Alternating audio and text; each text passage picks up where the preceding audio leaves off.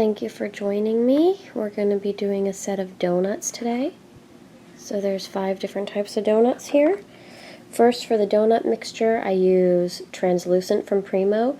This is a little bit of like a tan from Sculpey. I use ecru from Primo, and then I add a little bit of white so it's not quite so dark, and I mix these all up. Once I have these mixed all up, I'll show you how to form the donuts. So I'm going to show you how to shape a donut. So you take a little piece and roll it into a ball of our finished mix, and then what I like to do is pinch down and rotate. And you could do this with your left or right hand. If you feel more comfortable doing it with your left hand and rotating with your right, that's perfectly fine. The pinching softly with the index fingers helps place a slight indent. I've been on the phone and getting my hands linty, so please don't mind that. This is just to show you how to shape them. So that's the beginning of the shape, and you can do this a couple different ways. I'm going to show you first with, this could be a needle tool. This is a double-pointed needle I'm using, but I stick it straight down and poke directly to the bottom. Then I twist gently. So this is how I do my bagels too. See? And then I slide it off. I go in through the opposite side and do the same thing, so you don't have a super messy bottom. And then from there, I rotate. It's hard to do it with the camera. It's the stick's wanting to knock into the camera there. But you just kind of rotate it around, opening the middle till it's about the size you want. And then you roll your double-pointed needle or your needle tool into the center to soften all the edges around it. And then do that. If you only have a ball tool, you could use it similarly, where you roll, and rolling helps. And you want to do it without putting much pressure on it so you don't create big indents and grooves.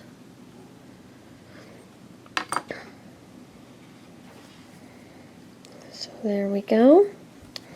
And let me show you another way. If you have a small cutter, you can always cut out the center. I roll it off.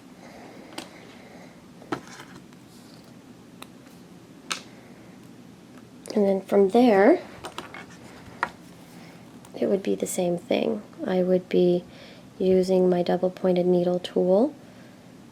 This just gives you a nice big open center, but I use my needle tool where I roll it in. You can always rotate it like this as well,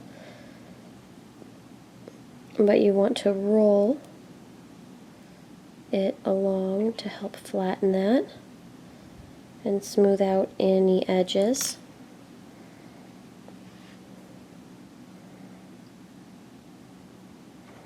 And then you use a thumb, and sweeping motions will help keep fingerprints from going in. So that is how you shape them. For a tiny, tiny, tiny little baby one, you get it to the size you want, and you use the appropriate needle size tool, and I twist down, straight down into the center, and I twist it around the ball tool.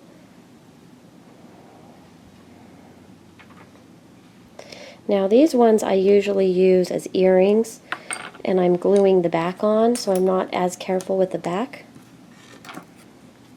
But the front, I will do the shaping where I'm literally twisting the needle tool to create the soft edge, because they're indented. So there's a soft rounded edge towards the center. See how it's round and it's not completely flat? So here we go. Now we get to decorate. So there's a couple ways of doing this. The first one that I'm going to show you is using circle cutters and flat clay. I have white, and I'm just going to do 2 of them here. I have the white under the lid of a box to keep lint from getting on it, if you're wondering what that lid is doing there. So I have just a circle cutout, and I get my circle cutters from Polymer Clay Factory. I think it's .net, but it is online, and they're called Kemper pattern cutters. So I use one for the center, and this is the same size as the inside of the holes, so that's kind of handy. And then I pick it up and I line the center over one another. Then I start smoothing it on. So this one is a simple way. The clay that I'm smoothing on is just flattened clay. You can roll it out with an acrylic roller, a clay roller, or you could use a pasta roller. And then here to smooth this again,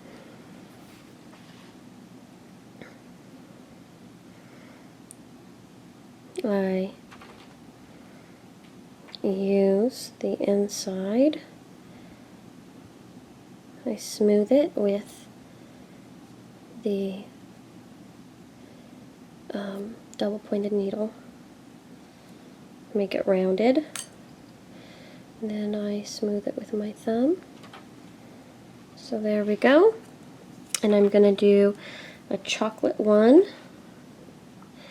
because that's what you're seeing. The chocolate color, you could use Burnt Umber from Primo. Hazelnut is a pretty color, that's what I have out here, but I mixed it with half Primo to strengthen it. And I'm gonna match it over the center again.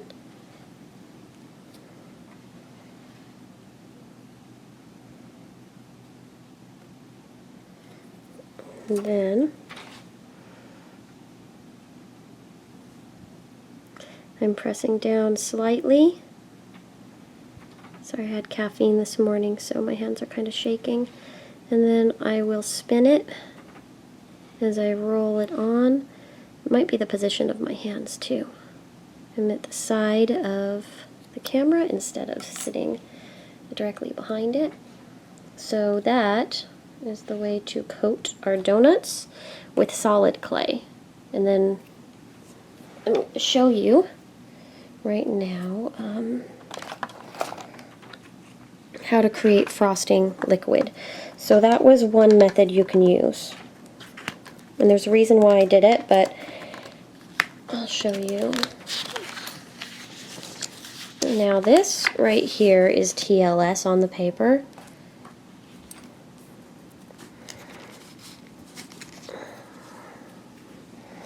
Something that you can do, and this is the Sculpey hazelnut, you can pinch pieces.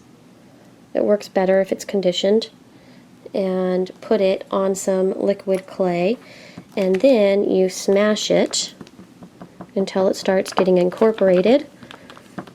And once it starts really getting incorporated, you can start stirring it, and it will all be one color eventually. That is this. Now I add enough solid clay until it's stringy. See how it's stringy there? Now another method, and this is how we're doing the pink ones, is adding powdered food coloring.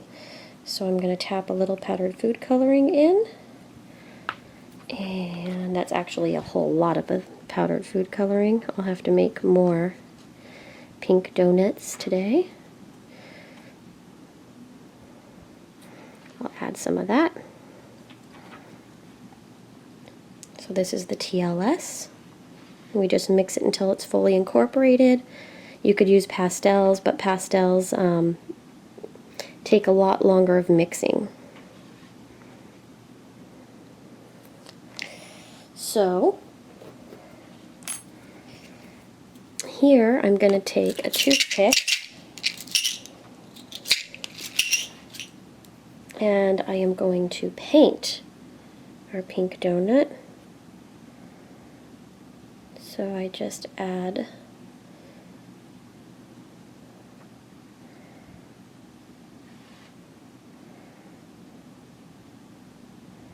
our frosting color, and you're going to want to be more careful. I'm kind of far from my hands while I'm doing this because of having the video camera off to the side at a weird angle and working to the side of it. You'll want to have it coming a little bit on the inside of the donut, but you might want to see the inside color. Now I'm not making the outside look perfectly realistic. If I wanted to make the donuts realistic, I would use texturing tools like a toothbrush, and then I would hand paint the outside. So that is our pink donut, but I grabbed some pink glitter. This is called Taffy by Recollections. I got it at Michael's. And for that one, I want this to look like one of those strawberry donuts with those little bits of strawberry that's on it. So I sprinkle it on, and then that's ready to cook. So that's our strawberry donut in the picture. That's all done. Now I showed you how to do this all stringy. For this, I use a toothpick. And let me show you. So I get a portion that's dripping, and I position my donut here, and I go back and forth in zigzags. So there we have a glazed donut. I happen to make some white too, so I'll decorate the white now as well, just so you can see it. Though it's pretty much done the same. And this is just white polymer clay mixed with a TLS. So it's dripping, and okay, hold on a second here. Sorry. No coffee for me before doing this. My hands are shaking. Too much caffeine. So there we go. We have a chocolate with white frosting on the glaze. So we have 3 of them done and ready to cook. Let's see. The 4th was actually one of these ones too. So let's do this real quick.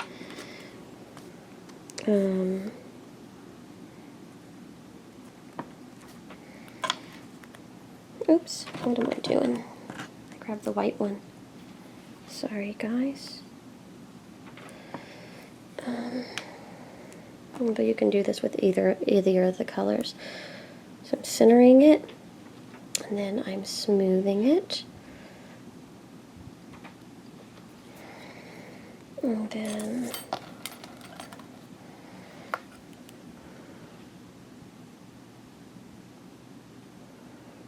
sliding the center inwards, and then I'm going to smooth it. So this is like a half-dipped donut, half-dipped in like a culinary sugar.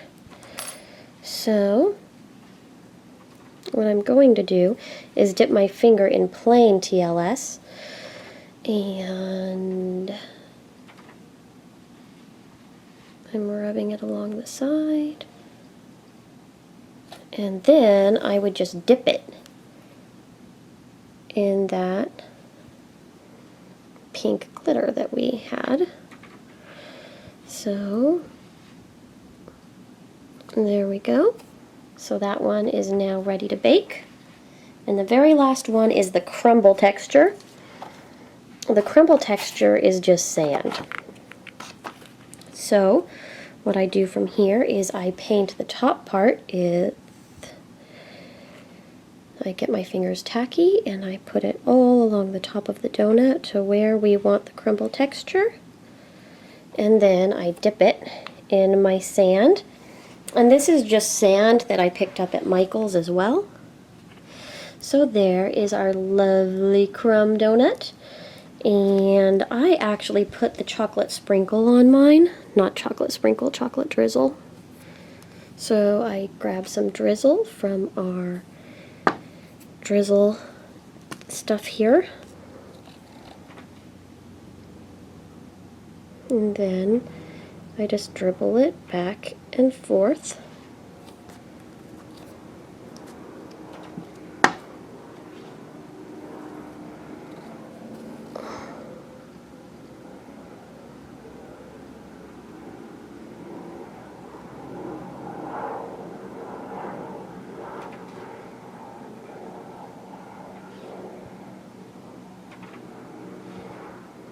This one's a little too thick. I'll have to go back and get a little bit thinner drizzle. So there we go.